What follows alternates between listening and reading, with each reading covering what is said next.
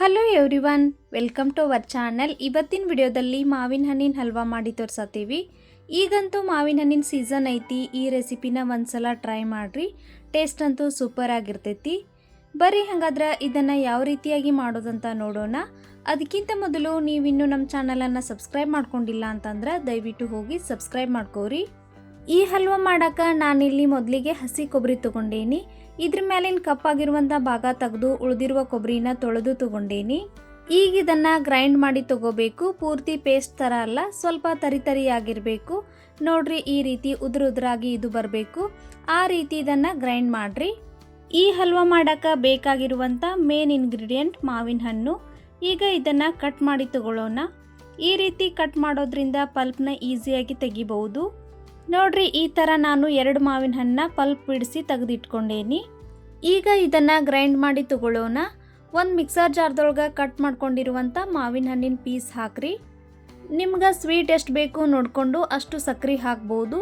ನಾನಿಲ್ಲಿ 3ರಿಂದ 4 ಸ್ಪೂನ್ ಆಗುವಷ್ಟು ಸಕ್ಕರೆ ಹಾಕತ್ತೇನೆ. ಫ್ಲೇವರ್ಗಾಗಿ ನಾನಿಲ್ಲಿ 1 ಏಲಕ್ಕಿನ ಸಿಪ್ಪಿ ಬಿಡಿಸಿ ಹಾಕತ್ತೇನೆ. ಇವನ್ನೆಲ್ಲ ಹಾಕಿದಾದ್ಮೇಲೆ ಇದನ್ನು ಪೂರ್ತಿಯಾಗಿ ಪೇಸ್ಟ್ ಥರ ಗ್ರೈಂಡ್ ಮಾಡ್ಕೊಂಡು ಬರಬೇಕು.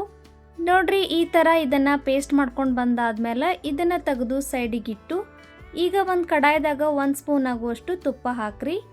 ತುಪ್ಪ ಸ್ವಲ್ಪ ಬಿಸಿ ಆದಮೇಲೆ ನಾವು ಗ್ರೈಂಡ್ ಮಾಡಿ ಇಟ್ಕೊಂಡಿರುವಂಥ ಕೊಬ್ಬರಿ ಪುಡಿ ಹಾಕ್ರಿ.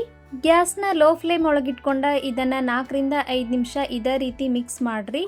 ಇದ್ರಾಗಿನ ನೀರಿನ ಅಂಶ ಸ್ವಲ್ಪ ಕಡಿಮೆ ಆಗುವವರೆಗೂ ಇದನ್ನು ಇದೇ ರೀತಿ ಮಿಕ್ಸ್ ಮಾಡ್ಕೊತ ತಗೋಬೇಕು. ಕೊಬ್ಬರಿ ಒಳಗಿನ ಮಾಯಿಶ್ಚರ್ ಸ್ವಲ್ಪ ಕಡಿಮೆ ಆಗಿ ಇದು ಡ್ರೈ ಆಗೈತಿ. ಈಗ ನಾವು ಮುಂಚೆ ಗ್ರೈಂಡ್ ಮಾಡಿ ಇಟ್ಕೊಂಡಿರುವಂಥ ಮಾವಿನ ಹಣ್ಣಿನ ಪೇಸ್ಟ್ ಹಾಕ್ರಿ. ಮಾವಿನ ಹಣ್ಣಿನ ಪೇಸ್ಟ್ ಕೊಬ್ಬರಿ ಒಳಗೆ ಚಂದಾಗ ಮಿಕ್ಸ್ ಆಗುವಂಗೆ ಈ ರೀತಿ ಇದನ್ನು ಮಿಕ್ಸ್ ಮಾಡ್ಕೊಂಡು ತಗೋರಿ. ಇದ್ರಾಗ ನಾವು ಹಾಕಿರುವಂಥ ಎಲ್ಲ ಪದಾರ್ಥಗಳು ಒಂದಕ್ಕೊಂದು ಚಂದಾಗ ಮಿಕ್ಸ್ ಆಗ್ಬೇಕು ನೋಡ್ರಿ. ಆ ರೀತಿ ಇದನ್ನು ಕಲಸಿ ತಗೋರಿ. ಕೊಬ್ಬರಿ ಮತ್ತು ಮಾವಿನ ಹಣ್ಣು ಚಂದಾಗ ಮಿಕ್ಸ್ ಆದಮೇಲೆ ನಾನು ಇದಕ್ಕೆ ಇನ್ನೊಂದು ಸ್ವಲ್ಪ ಟೇಸ್ಟ್ ಬರಲಿ ಅಂತ ಬಾದಾಮ್ ಮಿಕ್ಸ್ ಪೌಡರ್ ಹಾಕತ್ತೀನಿ.